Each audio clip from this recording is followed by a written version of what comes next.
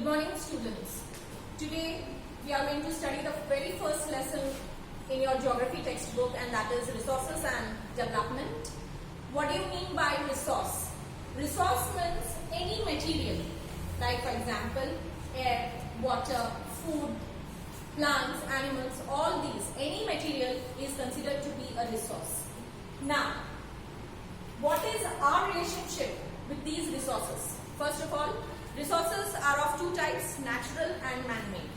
Natural resources are those resources, those materials which we get directly from nature. And man-made resources are those which man transforms the natural resources into his own productive resources. Our relation with the natural resources, how are natural resources related with us? What benefits we get from these natural resources? Some are listed here. Natural resources are the prime source of food.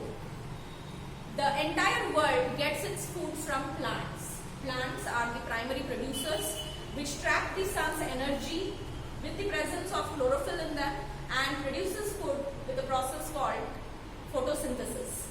So, source of food and the improved varieties of food materials we get from nature. We also get fats and oils from nature. Fats and oils means like sunflower oil, mustard oil, coconut oil. All these things are plant produced. Fibers. Fibers like cotton, wool, silk. All these things also we are getting from nature. We get it either from plants or from animals. Dyes, the various colors that we use for our clothes, they are called as dyes. These dyes are also produced from natural resources.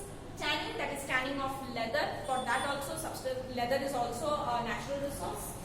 Resins, sticky substances which the plant exudes or gives out whenever there is a wound on the plant, that is called as resin.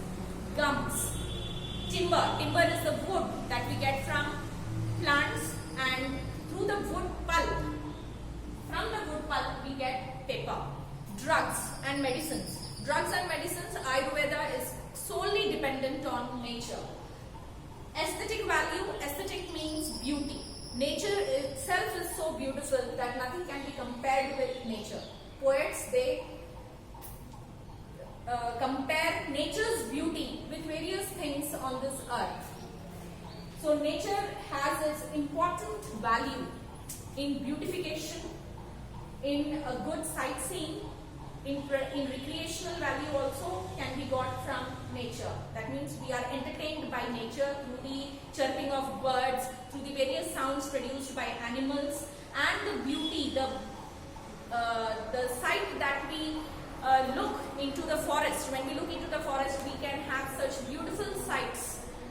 All that comes under the aesthetic value of nature. Now, who owns this natural resource?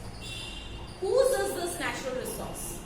Anyone who has a control over the natural resource can be said as the owner of the natural resource.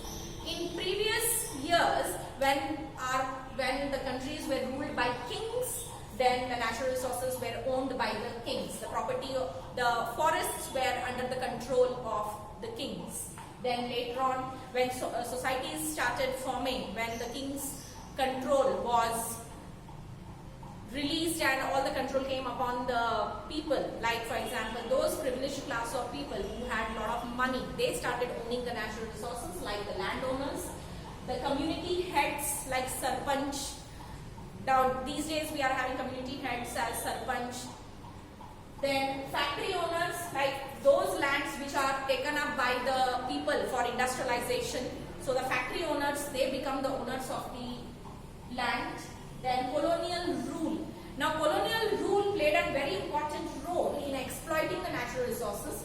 You might have heard that India was considered as the golden bird because India was very rich with its natural resource, with this variety, the diversity of natural resources that India had. So that attracted the foreigners, like the East India Company wanted to have trade with India, just taking reason that they wanted to have trade with our kings. They ventured into our country and ultimately they took our kings under their control and they started exploiting our natural resources. So in that way, India was under colonial rule. That is, it came under the British rule just because the Britishers wanted to exploit all the natural resources of our country and transfer it to their own country for making finished goods, that is England. Then you have the tribal societies. These days also you can see that forests are considered as gods. Forests are worshipped by the tribal people as one Devi. The one Devi concept is still prevalent in modern society, and these tribal people, they own the forest lands. Agrarian societies. Most of the forest land gets converted into agricultural land. So the farmers, the landowners, the agrarian societies, that is the rural people only, they become the owners of the agricultural lands. Now, natural resource.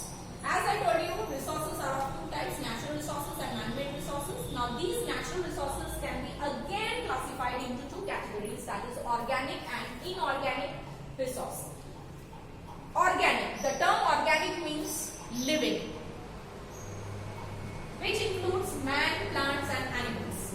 And the term inorganic means non-living. And under non-living things, you will have air, water, minerals, climate, temperature, humidity, rainfall, and etc. etc. Now, what are the scientific perspective? What is the scientific perspective of environment? Scientific perspective, the scientific lookout of the environment. How is the environment getting deteriorated or exploited or destroyed by the human activity? So many scientists have come to certain conclusions through their observations that these might be the reasons, these are the reasons due to which the Earth's resource is getting depleted, reduced day by day. Some of these are like deforestation. Now, India was very rich with its forest, but as the population started growing, once the colonial rule came to an end, we have seen a drastic increase, a population explosion in our country, and due to this population explosion, there emerged an urgent need of food demand. To meet up with the food demands of the growing population, we started a movement called as the Green Revolution, and in this Green Revolution, farmers, they were provided with certain resources through which they could yield bumper harvest.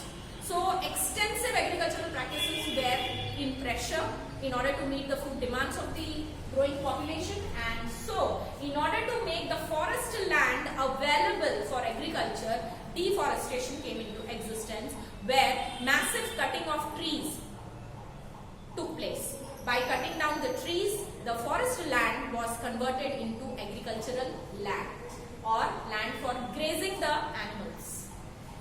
Extensive agricultural practices, as I used the term just now, extensive. In order to have bumper harvest, there were certain agricultural practices done in such a manner that in a small area of land you could get maximum yield, and it was possible only by the extensive use, more and more use of insecticides and pesticides. Instead of using organic manure, people started using insecticides and pesticides, which gave more and more yield. Pollution. Due to the extensive agricultural practices, by the use of more and more pesticides and insecticides, it so happened that the chemical constituency of the soil increased. The level of chemicals in the soil increased in such a manner that the soil started becoming salty, saline. And if the soil becomes saline, then it becomes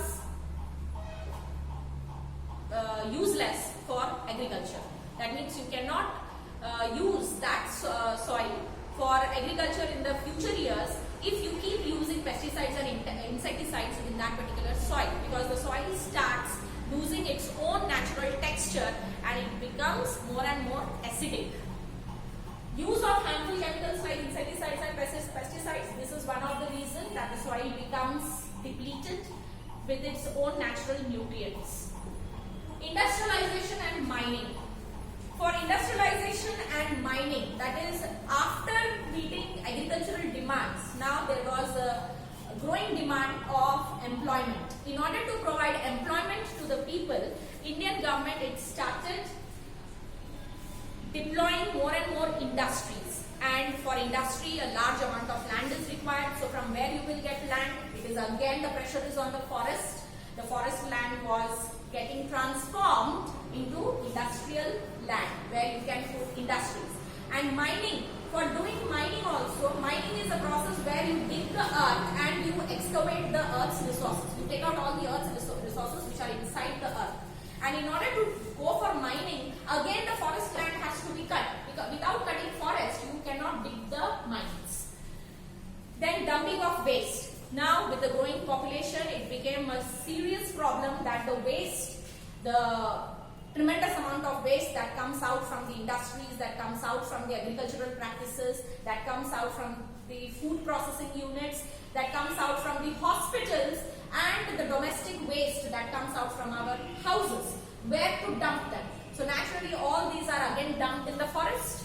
So with this also pollution levels are increasing. So dumping of waste is one of the reasons due to which there is degradation of the environment. So because of all these practices, you see that the environment is getting destroyed. Resources. Now as I told you, there are two types of resources. Previously you have gone with the natural resource and the man-made resources. Now the natural resources can be again categorized as two major categories. They can be categorized into two major categories, that is renewable and non-renewable resource. So both of them are natural resources. Now renewable. Renewable means which can be renewed. That means air. If the air is getting polluted, then you can purify the air. By growing more and more trees, the carbon dioxide level of the air can be decreased. Like now, when we were in lockdown due to the COVID-19, it so happened that when the industries were shut down, the agricultural units were also the movement of transport. The transport was shut down.